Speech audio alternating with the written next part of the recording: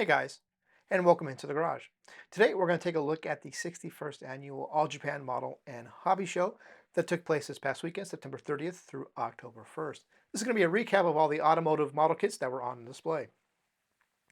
Most of the stuff that was on display we had already seen or was announced earlier in the year. Earlier in the year at the Suzuki Hobby Show, but there were some new kit announcements made. One that was made about a month ago as a pre-order.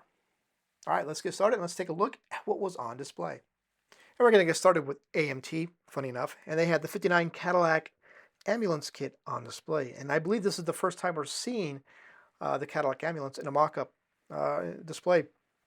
It's funny that it's in Japan. So this will be the follow-up to the Surf Shack version that they released a couple of years ago.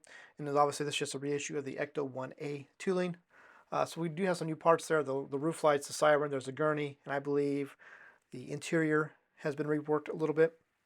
No real ETA on when it's supposed to be released. Now we're going to take a look at Shima and what they had on display, and this is where most of the new kits are going to be coming from this time around. Up first, we're seeing an actual model of the Back to the Future DeLorean. When this was announced earlier in May at the Suzuki Hobby Show, it was just a 3D mock-up. Now we're seeing the actual kit. It's looking really good. Nice amount of detail. Reading the translated text, it says over 200 pieces for easy of paint. We look at the body and look at the rest of the stuff. It looks like none of the time machine pieces are molded to the body and what have you, so it's possible we might be able to build this as a stock DeLorean. The next new automotive kit that was announced, no surprise here, the GR86, 2021 GR86. I mean, they had the bulk of the tooling, just needed to do some new body parts, and there you go. Again, this will be for 2024 as well. And we'll have the engine included. No word on it they're going to be doing the Subaru variation, the BRZ, but I can't imagine they wouldn't be doing it. I'm sure that'll be following up at some point. And the next new kit from them is going to be the 2022 R35 Nismo GTR. I'm actually quite excited about this one. I've been wanting to see them do a Nismo version of their R35 tooling, so here we go. Again, this will be out again in 2024. Their next new automotive kit is going to be the 2000 GTR. This time it's going to be as a snap kit, which is kind of interesting. There's the underside, simplified, but there's some detail underneath there. You see how it's going to kind of go together. And this will be out in 2024. And the 180 SX, which was announced earlier in May as well. Again, this will be for 2024. And their last new kit that they announced, they're going to be doing the 2018 Suzuki Jimny. Basically the same one that Fujimi did.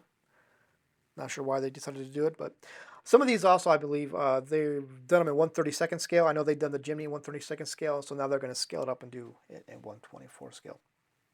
And some pre-painted Hurricane kits are going to be coming in as well. There's a metallic green, red, white. Some stuff from Bel Kits on display. The Opals there on the right, which we've been seeing for a while. There's the Skoda kit, and the Peugeot other ones. The 112 Lotus. Someday it'll get released. Right now it's just currently doing the show tour. The Renault van have a new roof, high roof option.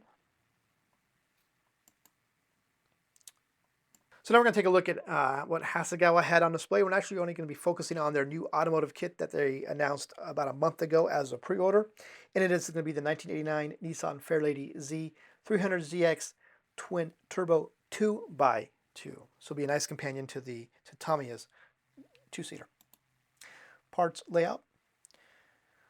Curbside, and unfortunately it's only going to come in right-hand drive configuration. At least the initial release will. So kind of disappointed there.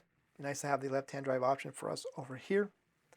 But it looks like they're only doing it as the Japan spec. So maybe a future release maybe they'll do it as a US spec. Can hope.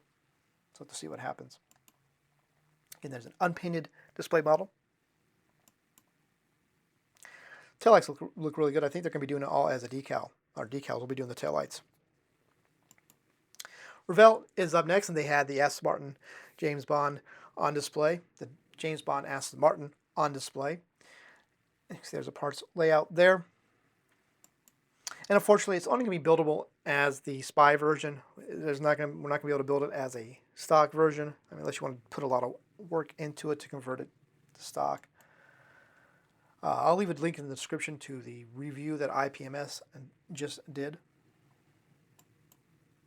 There's the decal sheet and sticker sheet. Again, this is going to be their Easyclick system kit, part of that series. They have the 71 Ford Mustang Boss 351 on display as well.